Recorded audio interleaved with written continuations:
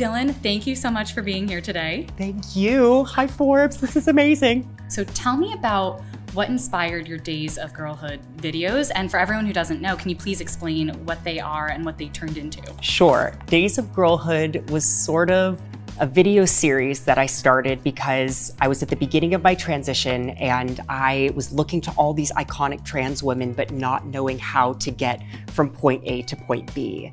And I thought, okay, well, why not, take my followers along on this journey? And it was originally supposed to just sort of be like comedy. It was supposed to be lighthearted and fun. And I think over this last year, I found a lot of vulnerability and depth that I didn't even know was there. And it's been really beautiful and also hard at times, but I don't regret anything. As a creative, what's it been like for you to then shift from that creative mindset into the business side of things with sponsored posts and promotions and things like that? I think I'm becoming a bit of a businesswoman. Ooh. As much as I love the creative side, I love getting smarter. I want to know everything and I want to know how it all works. I'm really interested, not, of course, being in front of the camera, but I love the idea of producing and I think why not learn it all?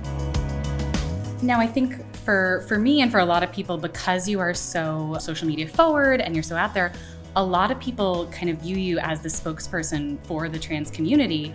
Did you set out to do that when you started these videos? Oh no, I never wanted or intended to be a spokesperson for the community. And I think I just ask for grace as I'm learning so many things and navigating this, not only transness, but also this newfound success. It's happened really fast. And I think that's what's so crazy about social media is I think it kind of launches people at a rate that not a lot of other mainstream media does or can. And I really am now looking to sort of not take a back seat. I want to stay really active in my advocacy work, but I want to decide when, where, and how I'm going to show up as an activist.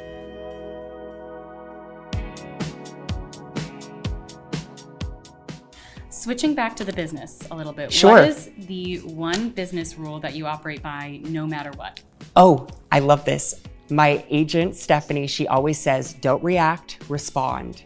And so if something happens in my life, I often will either at least sleep on it, but sometimes it's taking a few extra days to really make sure that, I'm not coming out of a place of anger or anxiety or frustration, and that it's purely who I am and can operate on a really neutral level.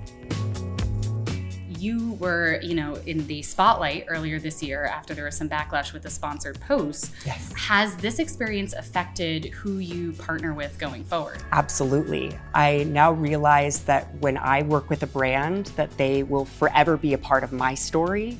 And so I want to make sure we're on the same page going forward. And I want there to be a mutual respect, and not only for me, but for my community. Speaking of that, one stat that I love to bring up all the time is that the LGBTQ+ community has nearly $4 trillion in global purchasing power. We've got the purchasing power. Exactly. Yet brands are still shying away from LGBTQ+ representation. What would you say to brands that are, despite this fact? I would say, well, that's a disappointment because we're here and we're not going anywhere. And I also think that there are brands that are interested in working with someone like me, but maybe don't know how to, or nervous to get involved or ask the wrong thing. And I say, let's figure it out together. Let's have these hard conversations, because if we don't, then something beautiful can't come from it. What do you want your legacy to be? Oh, I think I would like my legacy to be this sort of idea of like celebrity 2.0. Like, how can we live in the spotlight and, have a large following, but try to do it in a way that feels like the kindest, most grounded, fun, silly, empathetic, vulnerable way possible. And I don't know if that can exist yet. I'm still figuring that out. And I think, there's certain circumstances where I might get pushback on that, but I want to see if we can do it differently.